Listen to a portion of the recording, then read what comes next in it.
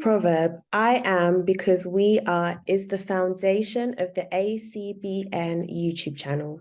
Tap in for all of our remarkable content and ecosystem mobilization through the phenomenal practitioners and thought leaders we engage on this channel. In the words of Adrienne Marie Brown, things are not getting worse, they are getting uncovered. We must hold each other tight to pull back the veil. Get ready for another amazing ACBN powered interview. Perfect. So greetings to Nene Kwasi Kafele. I do just want to ask you a few questions just based on your eldership and just your perspective on the role that elders play in our community. So just to dive right into things, can you share what you feel the characteristics of an eldership is? Well, first of all, there's a difference between being an old person and being an elder. Yes. In the West African tradition, particularly the Akan tradition of Ghana or the Krobo tradition, which are the two ones that I know best, an elder provides wise instructions, support, helps to resolve disputes, to provide context and history, to protect and preserve culture through the transmission of stories and values, and to be an example in terms of how he or she comports his or her life, a positive example for others, to provide mentoring to young people, and to be spiritually clean in terms of living a life of integrity and aligning with the ancestors as elders are on their way back to the ancestral world, to model behavior that would make our ancestors proud. So elders are part of the DNA of a healthy community, or I should say effective elders are part of a DNA of a healthy community, a healthy village. So I want to say, so you definitely stated why eldership is so important, or why elders are important. And what would you say the key difference between, like, what is an older? Like, you know, there are some people out here that think they're elders, but what's the difference between an older and an elder? Just 3 key differences. An older is basically someone who has a chronological lifespan that is advanced. Typically, you know, someone in their 70s, 60s, 70s, 80s. And older isn't necessarily one of exemplary character, or might be just a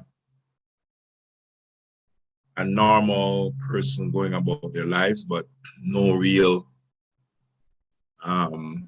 investment or connection to our responsibility for helping to nurture a community. And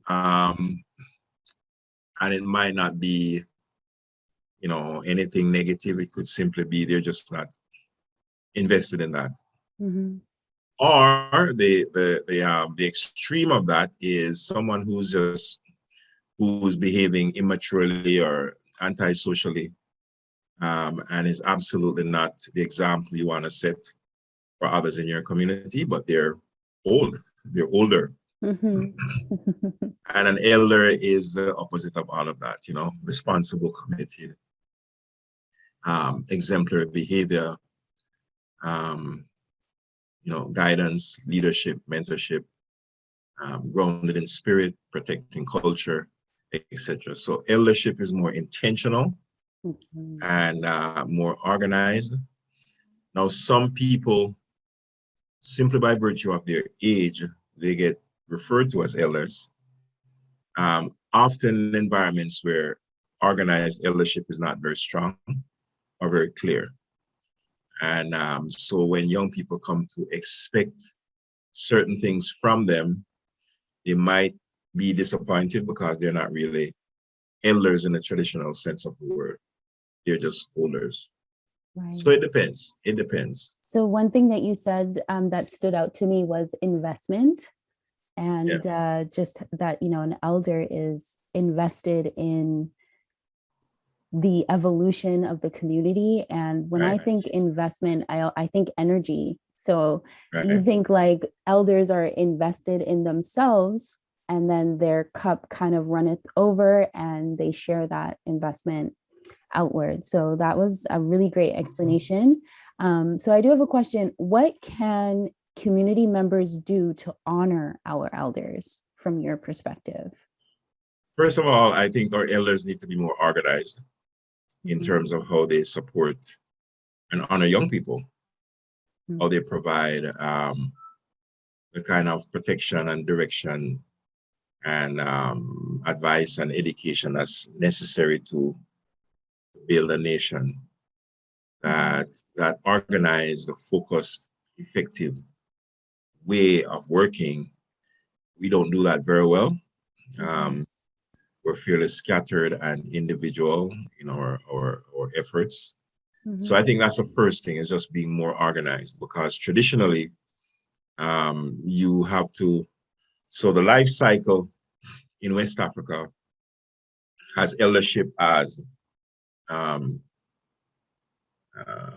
closest part of the cycle that leads back to the ancestral realm.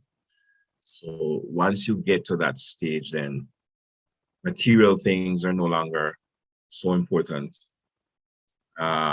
Peer activities with your friends are not so important. You're kind of focusing now on deep spirit in terms of what you can do to energize and support the spiritual upliftment of the community through your behavior. And the best ways to do that include honoring the ancestors, include building community infrastructure, include helping those who are less fortunate, include grounding culture and everything, all of those things. So the investment that an elder would make would be to make sure that young people have the capacity to do those things well, and that the older youth are beginning to be trained as elders in training almost. And most importantly, it's to understand the role of our ancestors. So you understand their contribution, you learn from their experiences and their mistakes, you build on what they have laid, the groundwork they have already laid, and you prepare to advance their work in some important and meaningful way. So that investment is, has many, many legs to it. It's investing in young people in terms of mentorship and support. It's investing in the community in terms of making sure you have strong institutions that sustain and protect our culture.